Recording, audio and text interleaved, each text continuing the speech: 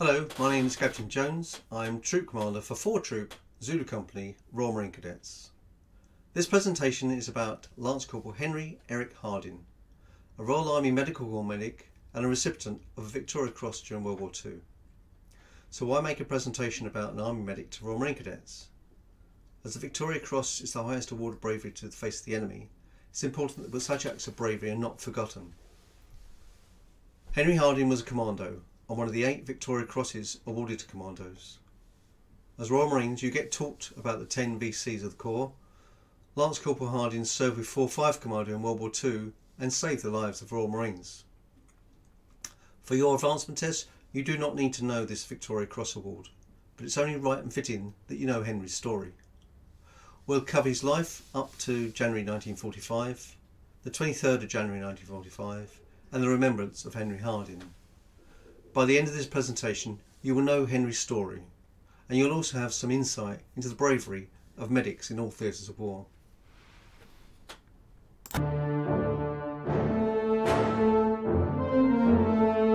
In World War II, Henry Eric Harden was a medic in the Royal Army Medical Corps, serving with 4-5 Commando. He was awarded the Victoria Cross posthumously after his act of bravery which took place in January 1945. He was 32 years old, 1 month short of his 33rd birthday.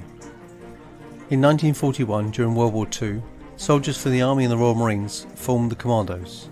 This continued until late 1945, when the Royal Marines took over the main responsibility for the role and the training of British Commandos. During World War II, there were 8 Victoria Crosses awarded to Commandos. As you know, one was to a Royal Marine, Corporal Thomas Hunter of 4-3 Commando, who was awarded his VC after the attack at Lake Camachio in the spring of 1945. We all know the Corps has 10 Victoria Crosses. The Royal Army Medical Corps has 28, including 9 from World War I and 1 from Rorke's Drift in 1879. That was made famous by the film Zulu. Henry Harden was a Kent boy, born and raised in a small terraced house in Northfleet, an area dominated by a large cement factory, who was the major employer of the area. Henry was the 7th of 8 children living in number 44 Factory Road. These houses are quite traditional for South East London and North Kent, sometimes 3 bedrooms if you're lucky, but many, including number 44, with only 2 bedrooms upstairs and 2 bedrooms downstairs. Imagine living in a 2-up, 2-down house with so many other people. Henry was a keen sportsman, excelling at swimming, tennis and football.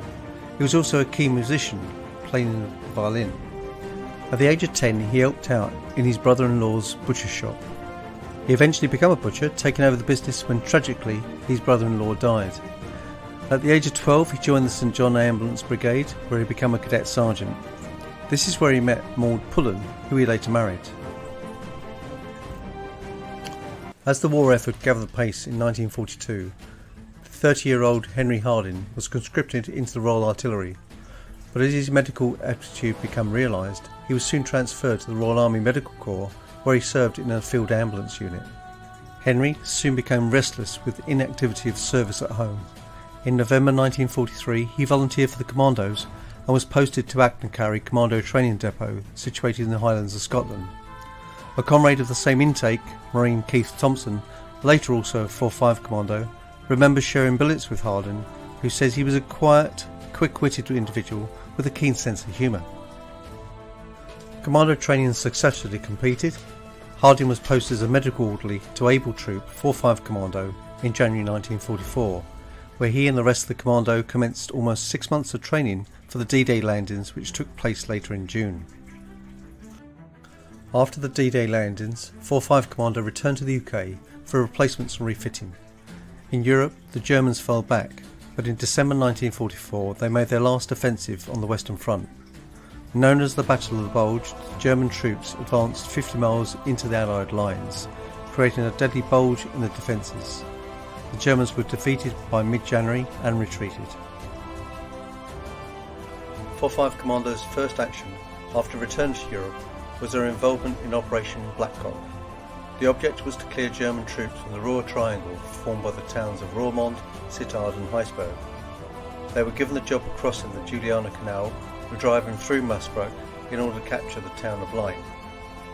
On a freezing night of the 22nd of January 1945, The German forces were in full retreat out of Maasbracht. 4-5 Commando pushed forward to occupy the small village of St. Duisburg, set up a headquarters behind the local church. In the morning of the 23rd, Royal Marines of the 1st Commando Brigade began their advance on Maasbracht. The streets were empty and it's eerily quiet. They soon reached the centre of Maasbracht. Able Trooper 4-5 Commando was ordered forward along the station road to occupy the railway station. All went according to plan until the troop reached the crossroads. A few minutes later, all hell broke loose.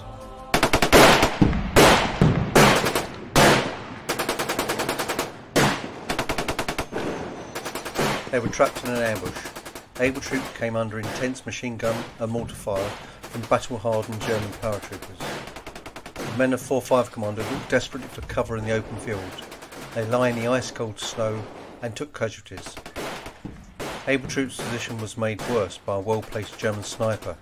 This added to what seemed a helpless position.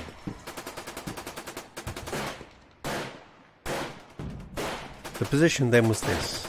A part of Able Troop was pinned down in open ground and had taken several casualties. The troop's position was exposed and was being exploited by some well-placed snipers. A party under protection of the medical flag had attempted to extract the wounded, but they had been attacked by the Germans against the Geneva Convention. Lance Corporal Harden had been observing the unfolding events and insisted that he go out and try to help recover more of the wounded, armed with only a pistol for self-protection. On all fours, he scurried forward a distance of 120 metres on his own, across flat open ground, while the area was being swept by heavy and concentrated fire. He calmly bound up the wounds of one officer and 2 Marines. He picked up Marine Wheeler and carried him back to the headquarters single-handedly. After Lance Corporal Harden's initial success, 2 other attempts to rescue the wounded were made, one by tanks and one by the aid of the smokescreen, but both failed. Although he was told not to go back, he argued that they will all die out there in the freezing cold, and he went out again with a stretcher and 2 other Marines, Havel and Mason. They reached Marine Wales and placed him on a stretcher. On the way back, Marine Wales was hit again and was killed.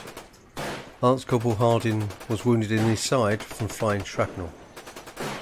After a short rest, Lance Corporal Harden, with stretcher bearers Havel and Mason, went out a 3rd time to rescue Lieutenant Corey. They got to his position, moved him onto a stretcher, bullets were flying all around. Just 40 minutes from safety,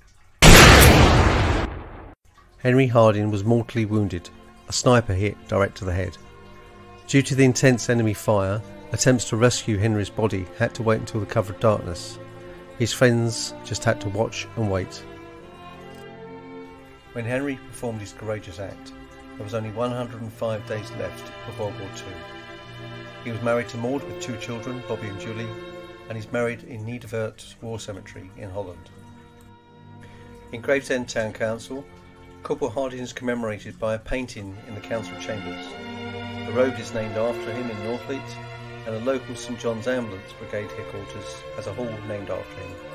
And at number 44 Factory Road, Northfleet, a plaque was placed on the house. He is also remembered in Holland for his courageous act, and a street and bridge have been renamed in his honour. A permanent memorial was erected near the spot where he fell, and there's an annual remembrance service by the town.